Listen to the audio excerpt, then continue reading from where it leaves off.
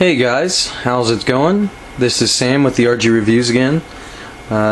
Today, as you can see, I'm going to do a review over the RUGER MINI-14. I will also be doing a breakdown.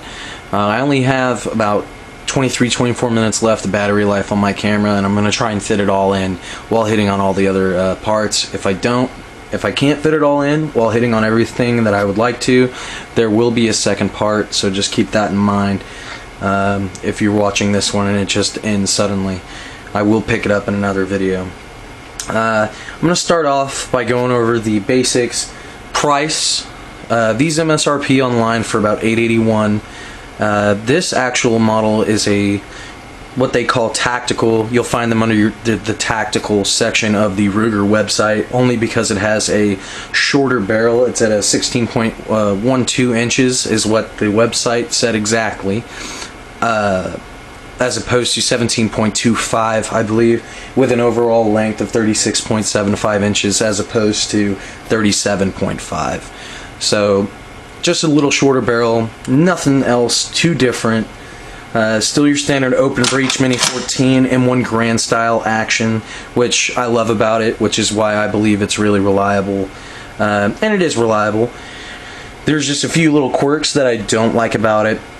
Let's throw this out there. Magazines, not bad mags, pretty well built. These aren't too great at accepting non-factory RUGER or non-factory magazines. Most of the non-factory magazines out there are crap, and that's just the nature of the beast.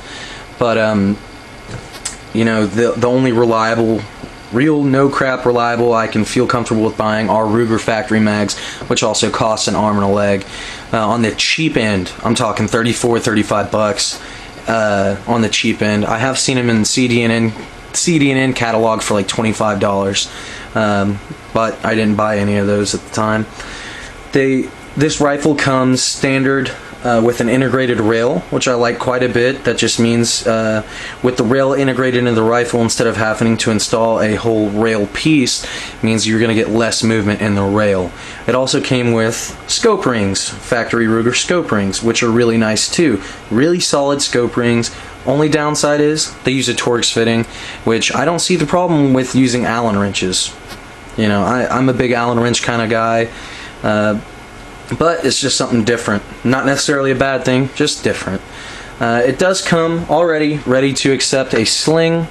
Has sling mounts right there, ready to rock, and they are pretty sturdy and solid.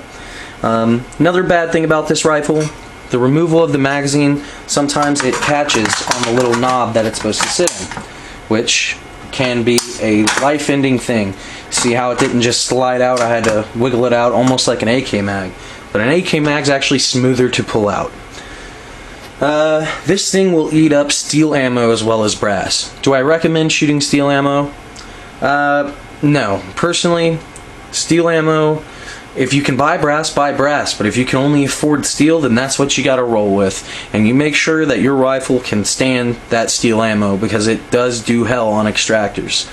If it's not built for it. I've ran thousands of rounds of steel through my AK, not a problem.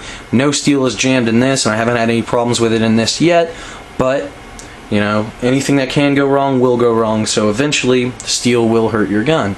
That's just the facts.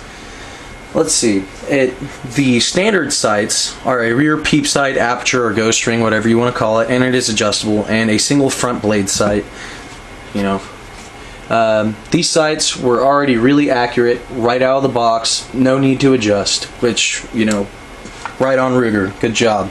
I don't like having to adjust sights right out of the box. You know, it's just one of those things where rifles should be sighted in while you get it, and if not, that's okay.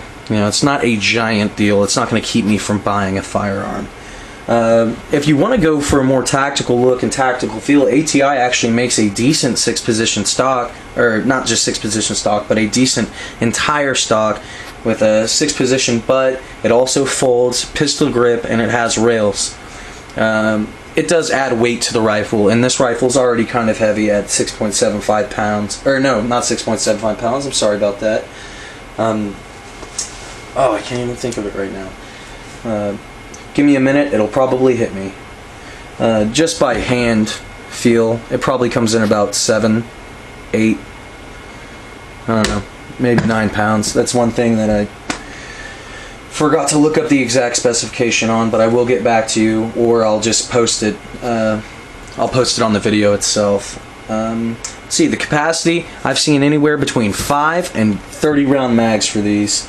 They are out there. The 5 are flush fitting, but everything else sticks out. So if you're going for a flush fitting rifle mag, or you live in a state that doesn't allow you to have more than 10 rounds in your magazine, plus. It's a very big plus.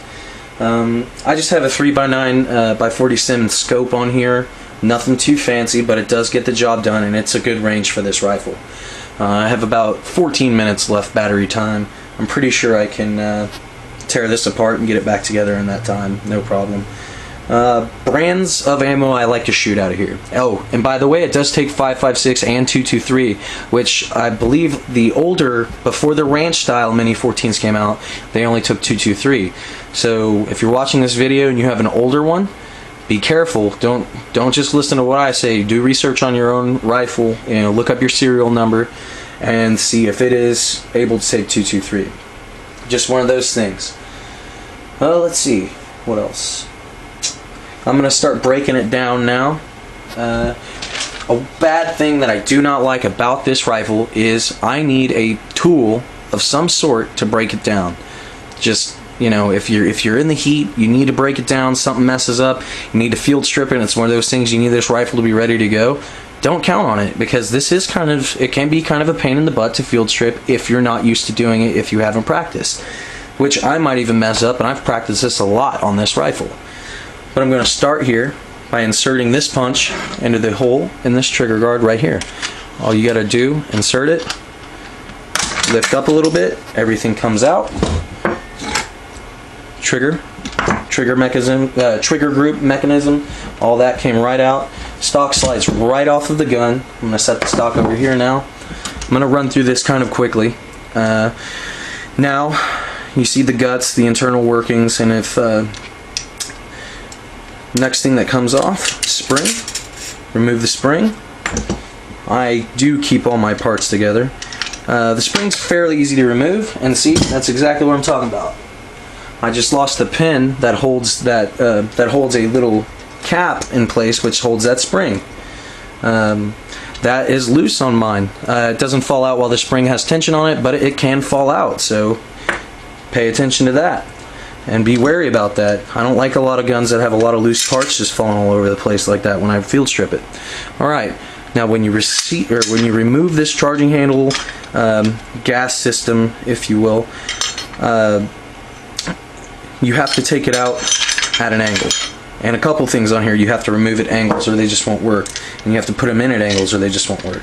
Next, I go over here to my my stop, which keeps my bolt open when I need it to be open.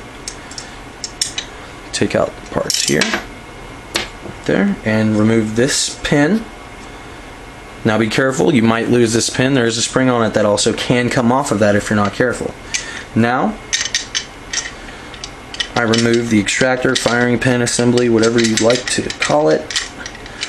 This is a little hard too. You must tilt it while it's still in the receiver there. You have to tilt it just a little bit, and then you must wiggle it free.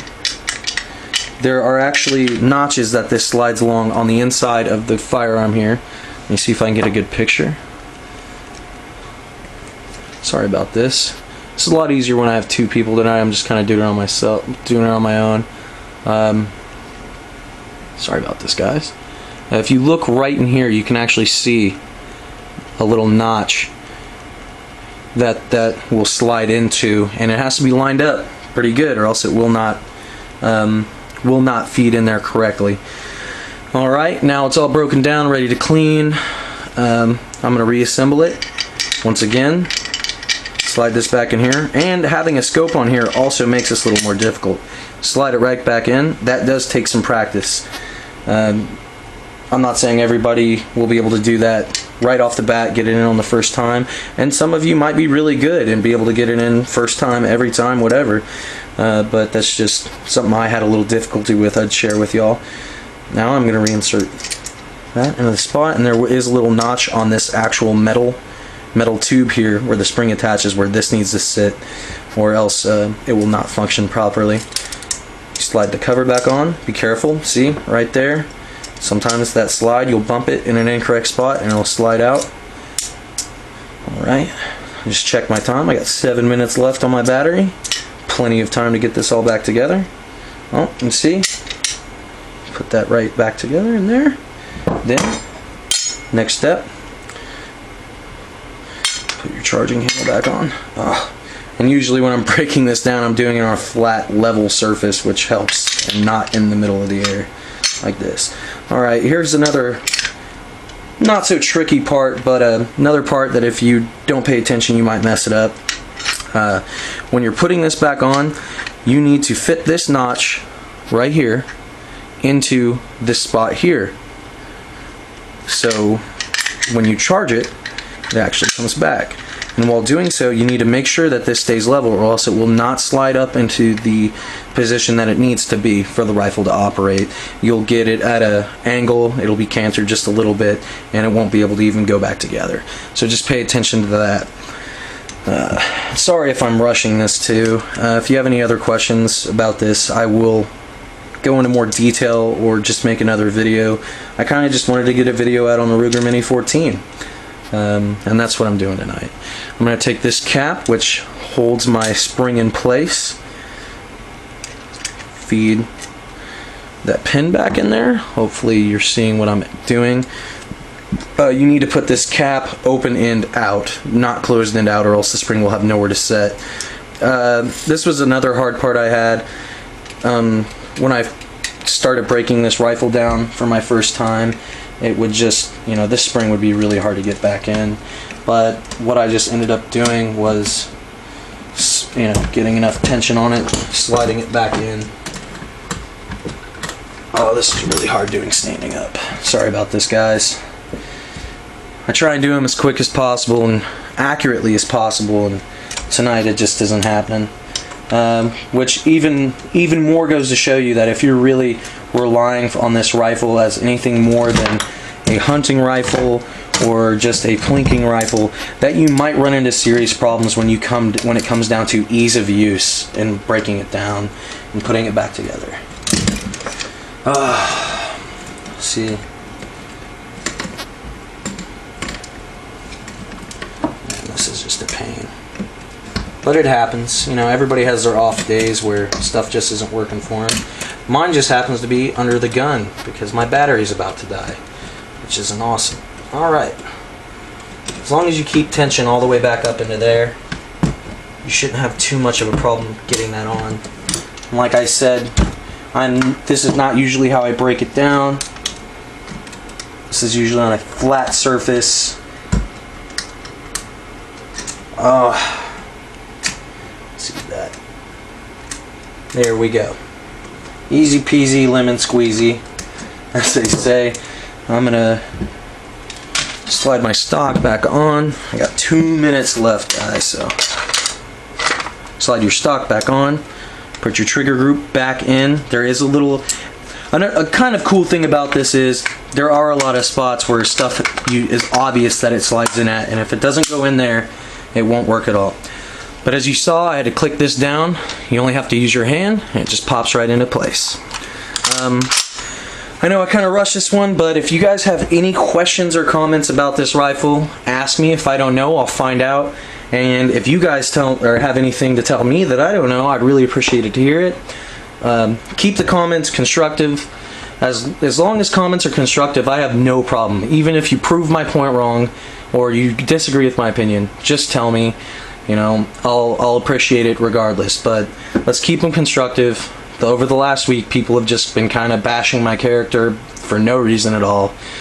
But you guys, you be safe. Have a good rest of the work week, and hit the range as many times as you can and train practically.